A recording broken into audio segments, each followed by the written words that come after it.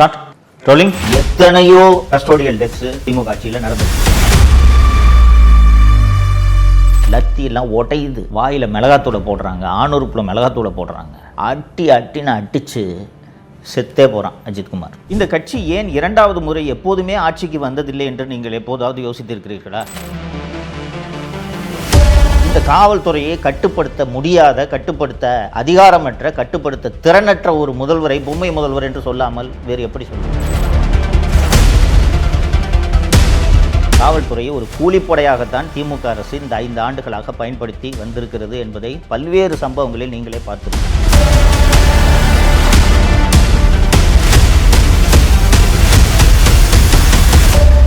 Chennai secretariat colony police ஸ்டேஷனில் ஒரு custodial death நடக்குது. விக்னேஷ் என்கிற விக்னா காலை உணவை சாப்பிட்ட பின் விக்னேஷுக்கு திடீரென்று வாந்தி வலிப்பு வந்திருக்கிறது. உடனே அருகில் இருக்கக்கூடிய தனியார் மருத்துவமனைக்கு அவரை கொண்டு சென்றிருக்கிறார். அங்கிருந்து மேல் சிகிச்சைக்காக கீழ்பாக்கம் அரசு மருத்துவமனைக்கு செல்லப்பட்டிருந்தார். ஆனால் அங்கு அவரை பரிசோதித்த மருத்துவர்கள் அவர் இறந்த நிலையில் கொண்டு வரப்பட்டதாக தெரிவித்திருக்கிறார். கஸ்டோடியல் டெத்தே நடக்கலன்னு சொல்லிட்டு ஒரு போலீஸ் ஆஃபீஸர் பொய் சொல்ல வச்சிருக்காருன்னா முதலமைச்சருக்கு அந்த அதிகாரி மேலே எவ்வளோ கோபம் வரணும்? அன்பான தமிழ் பெருங்குடி மக்களே வணக்கம். 2026 சட்டப்பேரவை தேர்தலை பற்றி நாம் தொடர்ந்து விவாதித்து கொண்டிருக்கிறோம். ஏன் விவாதிக்க வேண்டும்? திமுக என்ற தீய சக்தி தப்பித்தவறி கூட ஆட்சிக்கு வந்துவிடக்கூடாது என்பதில் தமிழகத்தின் வாக்காளர் பெருமக்கள் அத்தனை பேரும் கவனமாக இருக்க வேண்டும். அதனால் கடந்த 5 ஆண்டு கால ஆட்சியில் நடந்த அவலங்களை தொடர்ந்து மீண்டும் மீண்டும் உங்களுக்கு நினைவுபடுத்துவதற்காகத்தான் உங்களோடு நான் உரையாடி கொண்டிருக்கிறேன். தோழர்களே, 1949 திராவிட முன்னேற்ற கழகம் தொடங்கப்பட்டது. பவள விழா கொண்டாடி கொண்டிருக்கிறது அந்த கட்சி. 75 ஆண்டு ஆகிவிட்டது. இந்த கட்சி ஏன் இரண்டாவது முறை எப்போதுமே ஆட்சிக்கு வந்ததில்லை என்று நீங்கள் எப்போதாவது யோசித்திருக்கிறீர்களா? திரிணாமுல் காங்கிரஸ் புதிதாக தொடங்கப்பட்ட கட்சி. தொடர்ந்து 4வது முறையாக மம்தா பானர்ஜி மேற்கு வங்கத்தை ஆண்டு கொண்டிருக்கிறார். பிஜேபி பல மாநிலங்களில் மீண்டும் மீண்டும் ஆட்சிக்கு வந்து கொண்டிருக்கிறது. அண்ணா திராவிட முன்னேற்ற கழகம் 2011 மற்றும் 2016 ஆகிய 2 தேர்தல்களிலும் மாபெரும் வெற்றி பெற்று தொடர்ந்து தமிழகத்தை 10 ஆண்டுகள் ஆட்சி செய்தது. ஆனால் இந்த திமுக மட்டும் ஏன் ஒரு தேர்தலில் கூட ஒரு ஆட்சி முடிந்த பிறகு இரண்டாவது முறை ஏன் அவர்கள் ஆட்சிக்கு வருவதில்லை என்பதை யோசித்திருக்கிறீர்களா? என்ன காரணம்னா, ஆட்சிக்கு வந்ததும் இவர்களுக்கு ஏற்படக்கூடிய இந்த அகம்பாவம் என்பது நினைத்து பார்க்கவே முடியாது. அவ்வளவு அராஜகத்தில் ஈடுபடுவார்கள். இதனால்தான் 96 வெற்றி பெற்று ஆட்சி அமைத்தார்கள். 2001 மிகப்பெரிய தோல்வியை அடைந்தார்கள். 2006 ஆட்சி அமைத்தார்கள்.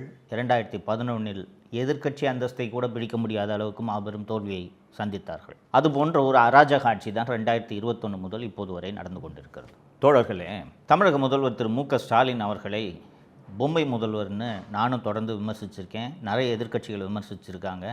எதிர்க்கட்சி தலைவர் திரு எடப்பாடி பழனிசாமி அவர்கள் பல்வேறு பொதுக்கூட்டங்களில் அவரை பொம்மை முதல்வர் என்று தான் அழைக்கிறார். ஏன் பொம்மை முதல்வர் என்ற பெயர் அவருக்கு வந்தது என்பதை நீங்கள் தெரிந்து கொள்ள வேண்டும். ரொம்ப முக்கியம் அது.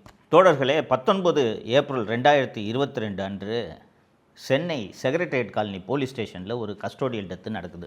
விக்னேஷ் என்கிற விக்னா, சுரேஷ் என்கிற ஜொல்லு சுரேஷ், இவங்க 2 பேரையும் சந்தேகத்தின் அடிப்படையில் இரவு ரோந்தில் இருக்கக்கூடிய காவலர்கள் ஸ்டேஷனுக்கு கூட்டிகிட்டு போகிறாங்க. இந்த விக்னேஷ் என்கிற விக்னா யாருன்னு பார்த்தீங்கன்னா, பீச்சில் குதிரை ஓட்டுறவன். பீச்சில் இந்த போனீங்கன்னா அந்த குழந்தைங்களெல்லாம் குதிரையில் ஒரு ரவுண்டு அடிச்சுட்டு வருவாங்கள்ல, அந்த வேலை செய்கிறவன். அப்போ எவ்வளோ ஏழையாக இருந்திருப்பான். அவனை கூட்டிகிட்டு போகிறாங்க ஸ்டேஷனுக்கு. காலையில் இந்த விக்னேஷ் என்கிற விக்னா இறந்துடுறான். அப்போது சென்னை மாநகர ஆணையராக திரு சங்கர்ஜிவால் அவர்கள் இருக்கிறார். இறந்த உடனே எல்லா ஊடகங்களும் அந்த செய்தியை கவர் பண்ணல. இந்த நியூஸை மூடி மறைப்பதற்கு காவல்துறை கடுமையான முயற்சி செய்தது. பத்திரிகையாளர் திரு ஷபீர் மற்றும் சவுக்கு மீடியா இந்த விஷயத்தை வெளியில் எடுத்து, இது இந்த மாதிரி கஸ்டோடியல் எடுத்து போலீஸ் அடித்து கொண்டு இருக்காங்க அப்படின்ற இந்த விஷயத்தை சமூக வலைத்தளங்கள் மூலமாக பரவுகிறது. அப்போது சட்டப்பேரவை நடந்து கொண்டிருக்கிறது.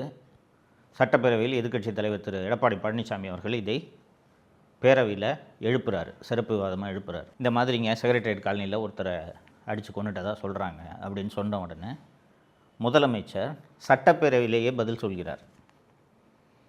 முதலமைச்சர் அல்லது எந்த துறை அமைச்சர்களாக இருந்தாலும் இது மாதிரியான விஷயங்களுக்கு பதில் சொல்லும்போது யார் அந்த பதிலை தயாரித்து கொடுப்பார்கள் என்றால் சம்பந்தப்பட்ட துறையின் அதிகாரிகள் தயாரித்து கொடுப்பார்கள். இந்த விஷயத்தில் அப்போது சென்னை மாநகர காவல்துறை ஆணையராக இருந்த திரு சங்கர் ஜிவால் அவர்கள் ஒரு அறிக்கையை தயாரித்து கொடுக்குறார். என்னென்னா, இந்த 2 பேரையும் சந்தேகத்தின் அடிப்படையில் கூட்டிகிட்டு வந்து நைட்டு லாக்கப்பில் வச்சுருந்தோம். காலையில் டிஃபன் வாங்கி கொடுத்தோம். வயிற்று வலிக்குதுன்னு சொன்னான் இந்த விக்னேஷ். அவனை வயிற்று வலின்னு சொன்ன உடனே உடனடியாக பக்கத்தில் இருக்கிற மருத்துவமனை கூட்டிகிட்டு போனால் அங்கே போனால் இறந்துட்டான்னு சொல்லிட்டாங்க என்று சொல்கிறார். காலை உணவு சாப்பிட்ட பின் விக்னேஷுக்கு திடீரென்று வாந்தி வலிப்பு வந்திருக்கிறது.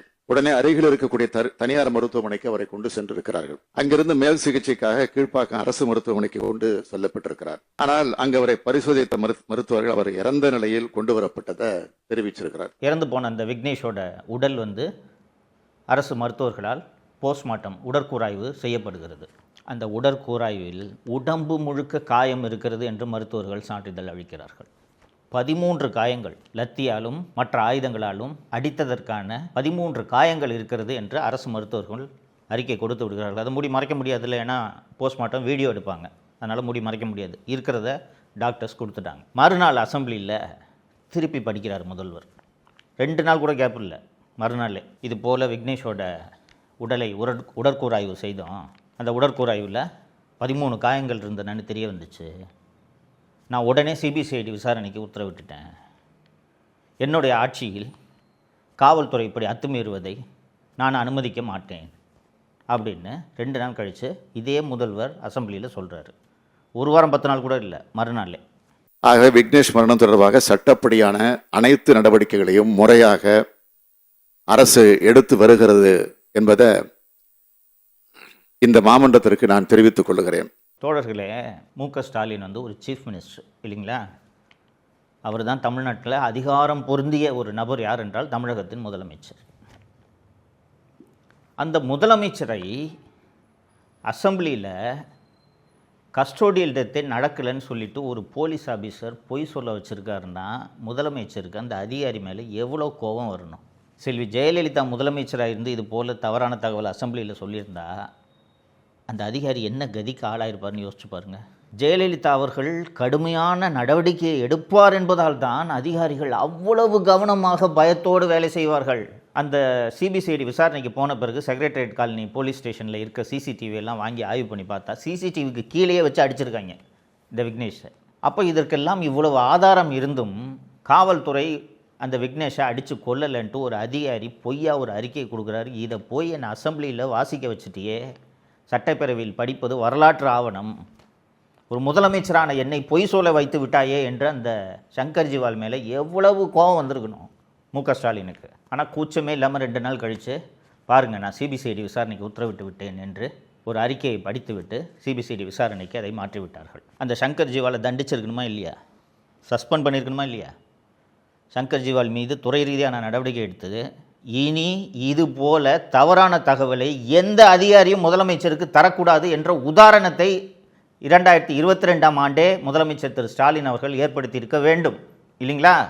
எந்த முதலமைச்சராக இருந்தாலும் இதனை செஞ்சுருப்பாங்க. கோவம் வரணும்ல, என்ன அசெம்பிளியில் போய் சொல்ல வச்சுட்டு என்ன சிஎம் என்ன பண்ணார் தெரியுமா? முதலமைச்சர் மு.க. ஸ்டாலின் இதே சங்கர்ஜிவாலை தமிழ்நாட்டோட சட்டம் ஒழுங்கு டிஜிபியாக நியமிக்கிறார். 2 வருஷம் சங்கர்ஜிவால் டிஜிபியாக இருந்தார். 2 வருஷம் முடிஞ்சு சங்கர்ஜிவால் டிஜிபி பதவி எல்லாம் இருந்து முடிந்த பிறகு அதற்கு பிறகு அவருக்கு ரிவார்டு, அதான் முக்கியம்.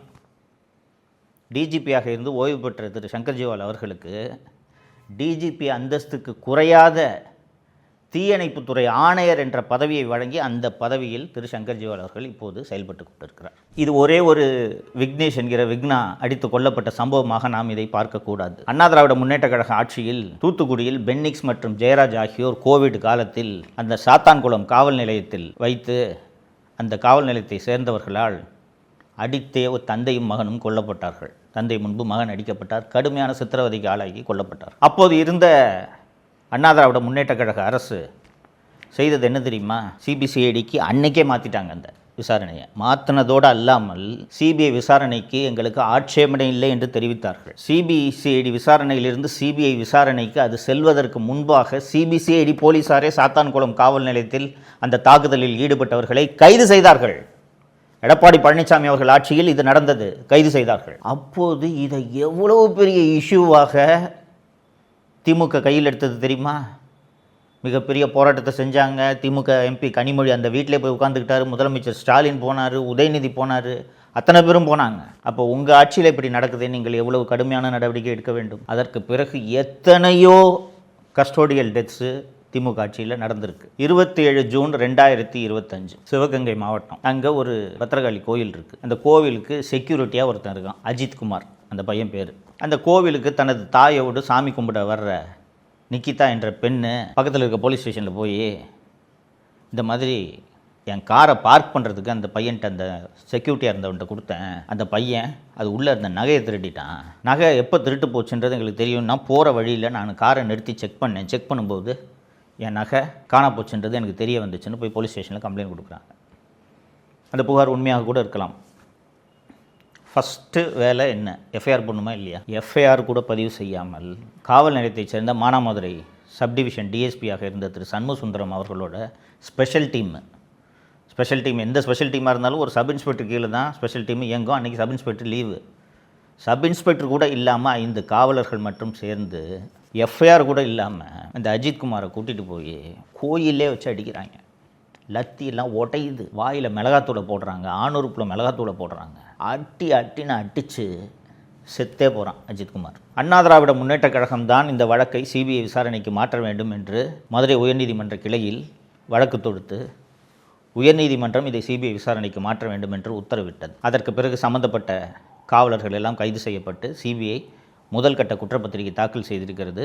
அடுத்து இப்போது சிபிஐ கடைசியாக தாக்கல் செய்த அறிக்கையில் நகையே காணா போல, நிகிதா கொடுத்த கம்ப்ளைண்ட் பொய் கம்ப்ளைண்ட்டுன்னு தெரிய வந்துருச்சுன்ட்டு சிபிஐ விசாரணை அறிக்கையில் தெரிவிச்சிருச்சு. தோழர்களே, திமுக ஆட்சியினாலே அராஜகம்ன்ட்டு நான் தொடக்கத்தில் சொன்னேன்.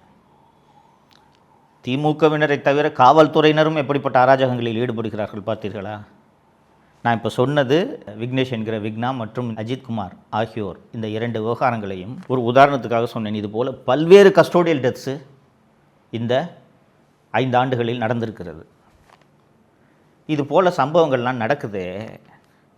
சம்பந்தப்பட்ட காவல்துறையினருக்கு கடுமையான தண்டனையை வழங்குவேன் என்று முதலமைச்சர் கடுமையாக இரும்பு கரம் கொண்டு நடவடிக்கை எடுத்திருந்தால் இப்படி இத்தனை அப்பாவிகள் செத்திருப்பார்களா? ஒருத்தன் பீச்சில் குதிரை ஓட்டுறவன் விக்னேஷ், இன்னொருத்தன் கோவிலில் செக்யூரிட்டி, ப்ரைவேட் செக்யூரிட்டி கார்டு 12,000 சம்பளம் வாங்கினவன். செய்யாத திருட்டுக்காக 5 காவலர்கள் அவனை அடித்தே கொள்கிறார்கள் என்றால் காவல்துறைக்கு எந்த அளவுக்கு துணிவு வந்திருக்கிறது? இந்த காவல்துறையை கட்டுப்படுத்த முடியாத, கட்டுப்படுத்த அதிகாரமற்ற, கட்டுப்படுத்த திறனற்ற ஒரு முதல்வரை பொம்மை முதல்வர் என்று சொல்லாமல் வேறு எப்படி சொல்வது? சாதாரண பொதுமக்களுக்கு பாதுகாப்பே கிடையாது தோழர்களே. இன்னும் வரக்கூடிய நாட்களில் நான் தொடர்ந்து பேசுவேன். திமுகவை எதிர்த்து பேசினாலே பொய் வழக்கில் காவல்துறை கைது செய்கிறது. காவல்துறையை கிட்டத்தட்ட திமுகவின் கூலிப்படையாகவே தமிழக முதல்வர் மாற்றிவிட்டார்.